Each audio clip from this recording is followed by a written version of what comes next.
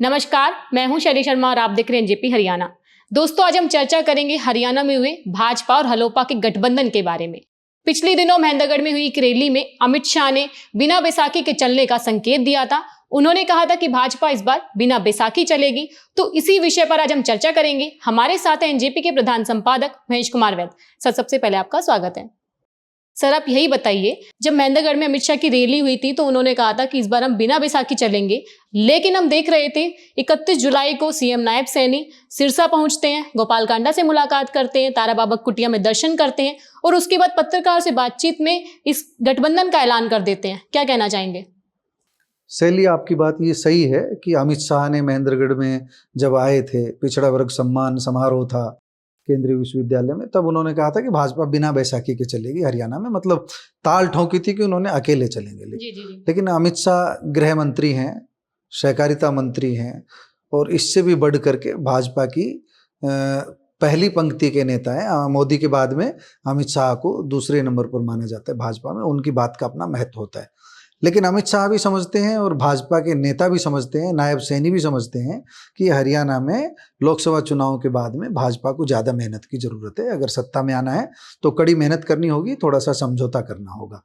अब नायब सैनी का तारा बाबा की कुटिया में पहुंचना, गोपालकांडा से मुलाकात करना, वो इस बात का संकेत है कि भाजपा खुद को कहीं न कहीं थोड़ा सा ये सोच रही है कि गठबंधन के सहारे कुछ सीटें ज़्यादा हासिल की जा सकती है, सत्ता में आया जा सकता है। तो इसलिए गोपालकांडा की तरफ नरम रुख अपनाया है। तो सीटों की पहले हम सुन रहे थे कि 15 सीटों की पेशकश की जा रही है, लेकिन हमें नहीं लगता इस तरह की बातें, ये तो मीडिया के कुछ साथियों की उपज हो सकती है। भाजपा किसी भी सूरत में 15 सीटें नहीं देगी, लेकिन कुछ न कुछ समझौता हुआ है। नायब सैनी ने अभी डिक्लेयर नहीं किया कि कितनी सीटें हलोपा को मिलेगी और कितनी सीटों पर सिरसा में भाजपा लड़ेगी। जो हम देख रहे हैं भाजपा इन दिनों सॉफ्ट नजर आ रही है, भाजपा की स्थिति मजबूत नहीं लग रही है। तो क्या आपको लगता है कि जो गोपालकांडा की शर्तें होगी भाजपा उन्हें मान लेगी? क्या 5 सीटें छोड़ देगी भाजपा? शैली, मैंने भी 5 सीटों के बारे में सुना है।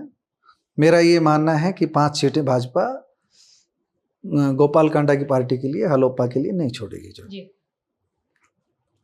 मुख्यमंत्री ने समझौते की जो बातें कही है, जो सार्वजनिक बातें आई है निकल करके समाचार पत्रों में, सोशल मीडिया पर, वो सिर्फ इतनी आई कि समझौता हो रहा है। कितनी सीटों पर हो रहा है ये नहीं कहा गया है। 5 सीटों की बातें कुछ लोगों के माध्यम से सामने आई है कि 5 सीटें भाजपा जो है हलोपा के साथ 5 सीटों पर गठबंधन करेगी। लेकिन मेरा मानना है कि 2 सीटें अधिकतम भारतीय जनता पार्टी कांडा बंधुओं के लिए छोड़ सकती है, हलोपा के लिए छोड़ सकती है। 3 सीटों पर जिनको गोपालकांडा रिकमेंड करेंगे, ऐसे लोगों को कमल के चुनाव चिन्ह पर लड़ा सकती है। वैसे ज़्यादा प्रयास यही रहेगा भारतीय जनता पार्टी का कि जो गोपालकांडा है उनके रिकमेंडेशन पर गोपालकांडा खुद को, उनके भाई को, एक किसी परिवारजन को और 2 उनके किसी मित्रों को चुनाव लड़वा दे भारतीय जनता पार्टी, और सारी की सारी सीटें अपने चुनाव चिन्ह पर लड़वाए। यानी बैसाखी का सहारा न ले, चुनाव चिन्ह भारतीय जनता पार्टी का हो और चेहरे हरियाणा लोकहित पार्टी के जो सुप्रीमो हैं गोपालकांडा, वो दे दें। तो इस तरह का एक गठबंधन हो सकता है। और दूसरा, लेकिन इसको हम तकनीकी भाषा में गठबंधन नहीं कहेंगे, गठबंधन उसको कहेंगे जब दूसरी पार्टी यानी हलोपा के चुनाव चिन्ह पर कुछ सीटें छोड़ी जाए। तो मुझे लगता है अधिकतम 2 सीटें। क्या 2 सीटों पर मान जाएंगे गोपालकांडा? हाँ, मुझे लगता है गोपालकांडा इतना बड़ा उनका राजनीतिक दल नहीं है कि वो मजबूर कर सके। बस उनके सामने एक विकल्प है कि वहाँ पर जो है दूसरी पार्टियाँ उनके सामने जो ऑफर कर सकती है। तो गोपालकांडा इस समय भाजपा पर दबाव बना सकते हैं, प्रेशर पॉलिटिक्स कर सकते हैं। आप इसे गोपालकांडा की प्रेशर पॉलिटिक्स भी कह सकते हो, जो नायब सैनी को वहाँ जाना पड़ा है। नायब सैनी भी जानते हैं कि कहीं दूसरी जगह गोपालकांडा मुलाकात करे, दूसरों से मोल भाव करे, उससे पहले हम ही एक उनको अच्छी ऑफर दे दें, और गोपालकांडा इस बात को मान। आप कह रहे हैं कि जो हलोपा वाले हैं उनको 2 टिकट अगर मिल भी जाती है गठबंधन के तौर पर, अगर मान लीजिए वो दूसरी पार्टी का समर्थन कर दे, तो उस स्थिति में क्या होगा? ये तकनीकी सवाल है शैली।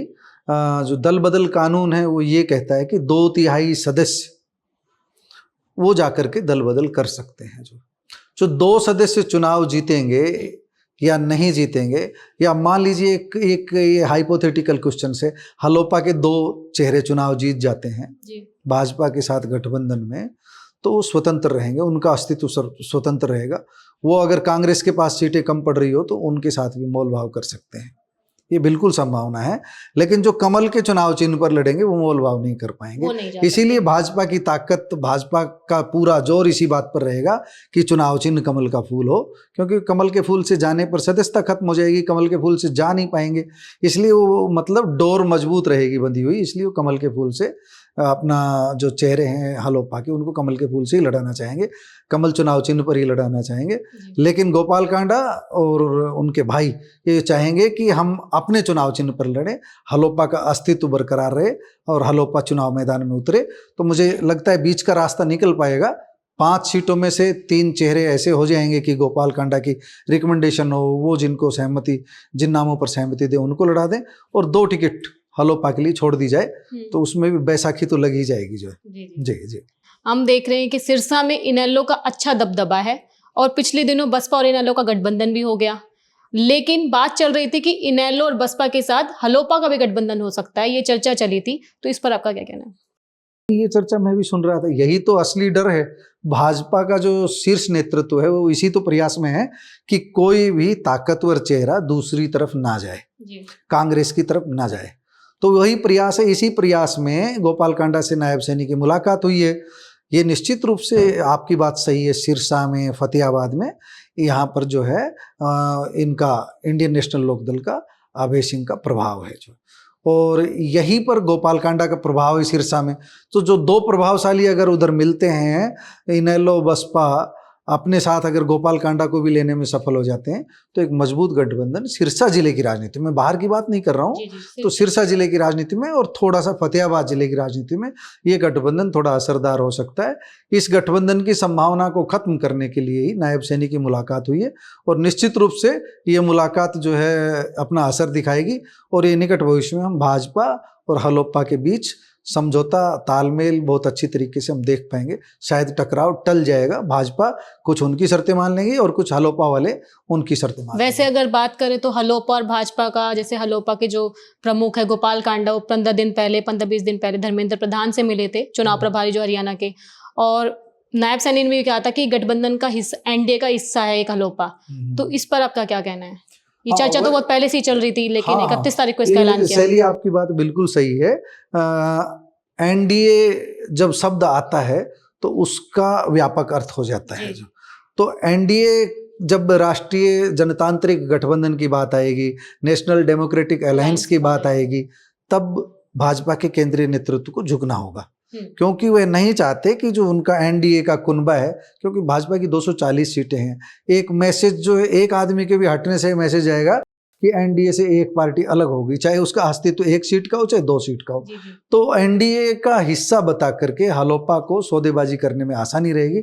इसलिए हलोपा इसी बात पर जोर देगी कि हम एनडीए के पार्टनर हैं, एनडीए के पार्टनर का सम्मान कीजिए, कुछ तो दीजिए जो। बिल्कुल आप सही कह रहे हैं जो। धन्यवाद सर। सिरसा की राजनीति पर आज इतना ही।